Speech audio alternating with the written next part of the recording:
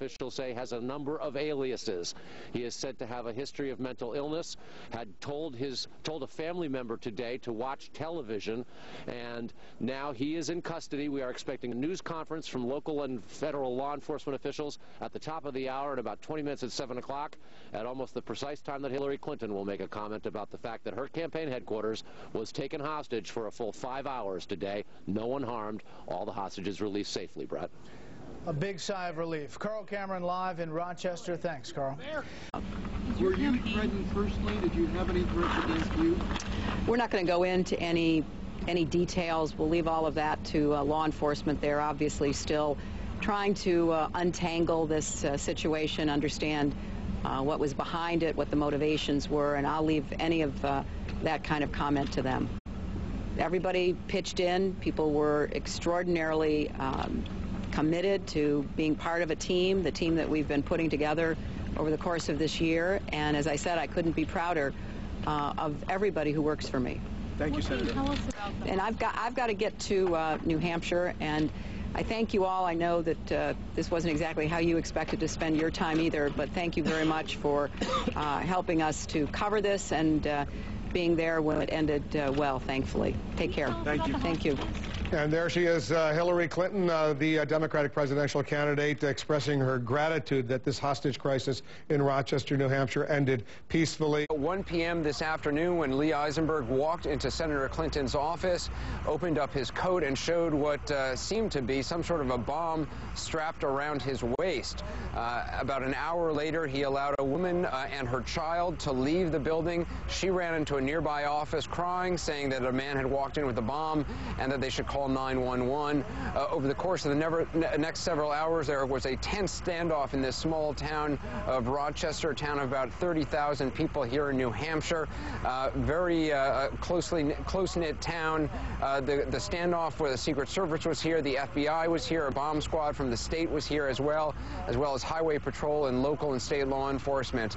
This town has never seen anything like this. Senator Clinton's office is very close to Obama's office, as well as John Edwards' offices.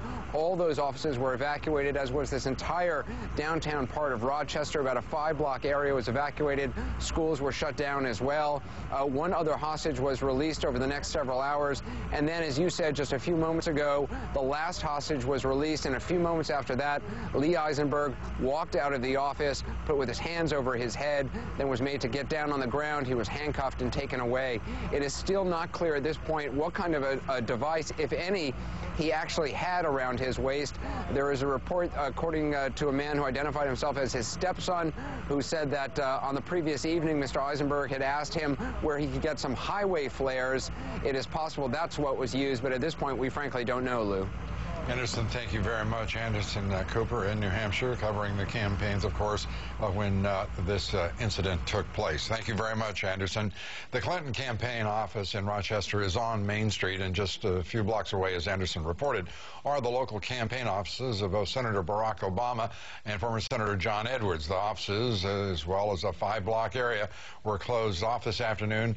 Neither Obama or Edwards, as in the case of Senator Clinton, were in that area.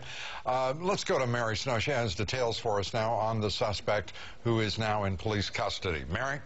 Well, Lou, you know, just a short time ago after the standoff ended, Senator Hillary Clinton came out of her Washington home where she'd been monitoring the situation, and she gave a statement saying that she was grateful that the day ended peacefully. She said she is on her way to New Hampshire tonight to thank her staff and law enforcement. Here's a little bit of what she had to say.